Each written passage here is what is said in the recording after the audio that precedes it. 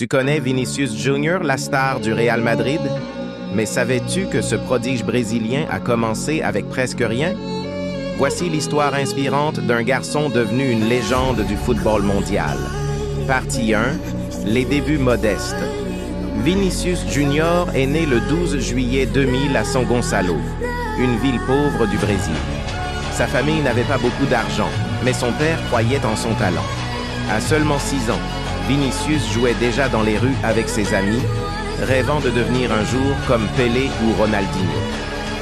En 2006, son père l'amène dans l'une des 125 écoles annexes du Brésil. D'ailleurs, c'est là on apprend qu'il était latéral gauche et son idole était Robinho. Il intègre aussi un petit club du futsal, car il aimait garder le ballon au pied. Il l'a fait jusqu'en 2010, où il décide de prioriser le football. Partie 2. La révélation. À 10 ans, il rejoint le Flamengo grâce à son talent exceptionnel. Les entraîneurs disent qu'il est plus rapide que tout le monde. En 2017, à seulement 16 ans, il joue son premier match professionnel avec Flamengo et enchaîne 90 matchs sans défaite. Et devinez quoi? Les recruteurs du Real Madrid le remarquent immédiatement. N'oublions pas aussi les recruteurs de Paris Saint-Germain et du FC Barcelone qui proposaient seulement 25 millions d'euros. En 2018, pour sa dernière saison à Flamengo, qui effectue aux côtés de Lucas Paquetas, il montre de belles choses. Il marque un doublé en 2 minutes en Ligue des champions sud-américaine. Partie 3, le transfert au Real Madrid. En 2018, Vinicius est acheté par le Real Madrid pour 45 millions d'euros, un record pour un si jeune joueur. Mais les débuts sont difficiles, car en 2018, Zidane, l'entraîneur du Real Madrid, annonce son départ. Puis le 10 juillet 2018, la légende Cristiano Ronaldo annonce son départ du poste de légende.